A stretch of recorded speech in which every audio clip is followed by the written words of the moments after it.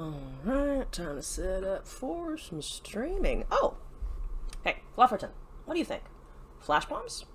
Or puff caps? Now here's the thing about puff caps that I've been thinking. Ellzawn! El? I guess they're away.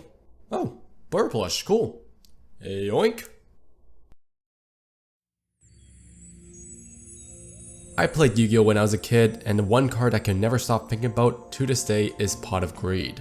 This card had the most broken effect where you can draw 2 cards in a game where you can play your full combo on turn 1. Pot of Greed had been banned in Yu-Gi-Oh, but how well does this card work in a game like Legends of Runeterra where there is a mana system? Hello everyone, welcome to my Canadian apartment. My name is Kryn, and today we are going to talk about what I think are the top 5 best draw 2 cards in Legends of Runeterra. Keep in mind, this ranking is completely based on my opinion. If you have a different ranking than me, I would love to hear it. As always, if you enjoyed this type of lore content, drop a like, subscribe, and leave a comment. Your active support helps the YouTube algorithm and helps me create more content. Without further ado, let's dive into the list. Starting off the list, we have Deep Medication, which is a 5-cost spell that draws 2 spells, but if you activate Flow, it's a 3-cost spell. The card's strength lies in the synergy with Rise decks. The drawbacks for being a cheap spell is that it can only draw spells. With Rise decks mainly consisting of spells, the card is essentially just a draw 2. And Rise can be tutored with spells like Entreat. You could also draw more cards with Drum Solo or Shard of Violence, so don't worry about that. And with the win con with Rise decks consisting of drawing spells called Delve into the Past, drawing specifically spells is consistent as heck. Deep Medication is an amazing combo starter, and the only drawback it has is only drawing spells, but as you can see, there are benefits to that.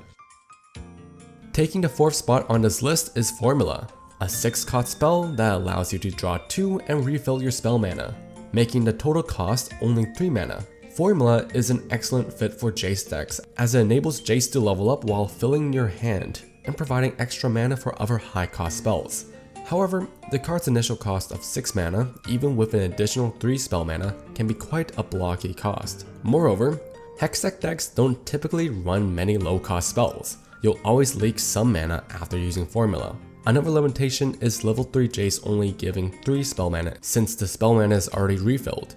While Formula is a great addition for Hextech decks, other PNZ decks may have other efficient options. Formula is my number 4. Coming in at number 3, we have a must-have card in every Shadow Owls deck, Glimpse Beyond. This draw 2 spell requires you to sacrifice an ally unit, and you can play it at any time.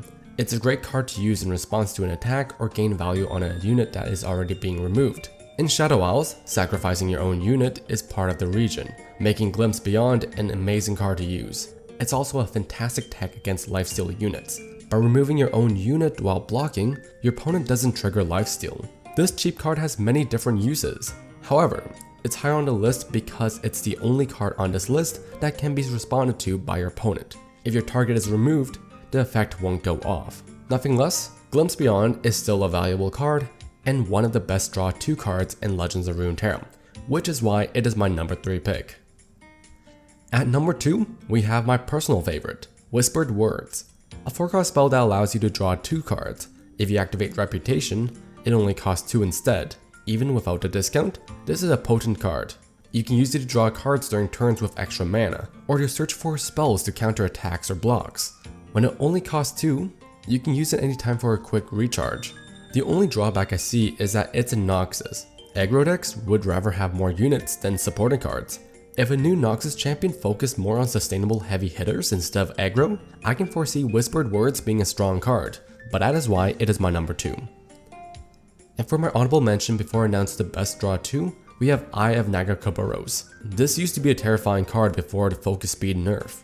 When Eye was a burst speed spell, you can use it for a burst speed defender, attacker, and while it was allowed to do that, you got 2 cards from just playing the card.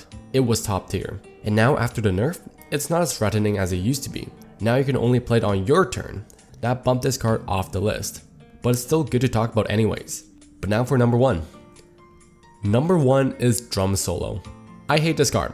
I think it's broken and it provides too much value. Rise and Seraphine decks tend to utilize Drum Solo the most. Not only does it provide card searching and discounts for the card, but its most significant advantage is the uncertainty it adds to the opponent's strategy. When facing Ionia, I typically wait for my opponent to use enough mana to go below 4 so that I can cast a big spell without fearing about deny.